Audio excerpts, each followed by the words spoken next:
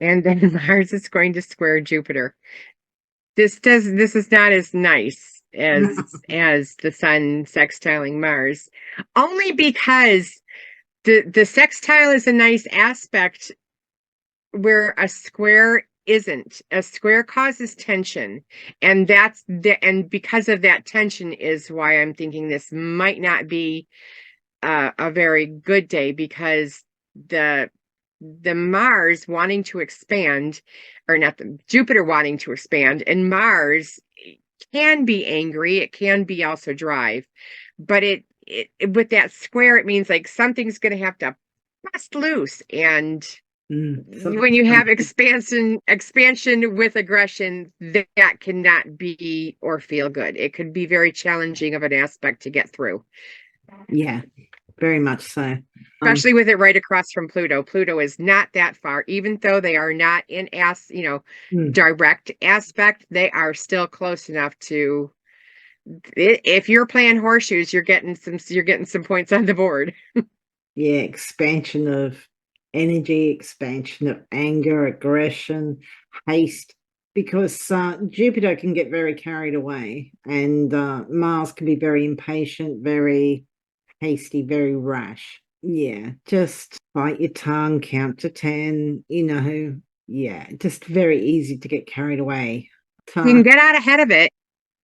mm, I'm just If you thinking, can get out ahead of it and do and make plans for like the big exercise, or that really big long walk that you were planning on doing, if you can incorporate those into your life, you can mitigate, I mm, think, some of that energy and direct it. I think that's part of mitigating is being able to direct the energy that's coming at you and release it or put it out into the world in a positive way. I think it's that's the good key of advice. astrology. I think that's why we all do it, right? Yeah, no, I think that's good advice. Wherever Leo is in your chart, maybe kind of try and direct that martial energy in a positive way to do with people or topics associated with that house. That Mars is still sextiling the sun.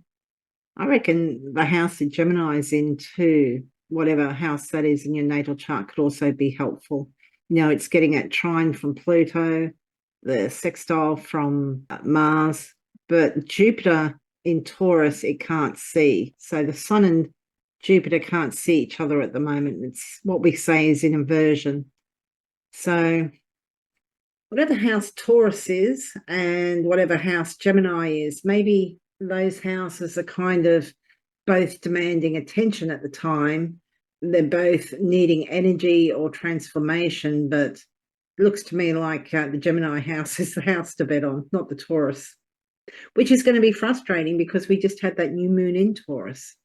So, there's that, oh my God, let's start this, let's do that. But maybe there's stuff to still do in the Gemini house. Maybe that needs to be addressed first, perhaps. Or maybe that, this week might be an idea to kind of concentrate on that.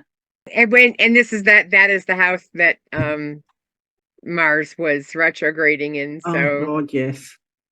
maybe there are a few things that were left unattended back then Hmm. that need to be readdressed now. Yeah, and the sun will be in Gemini, which is a double-bodied sign. So that's kind of quite often associated with multiple things. Maybe just two things demanding your time and attention, your energy, and maybe, that's going to lead to that frustration. Well, that ought to be an interesting day for sure.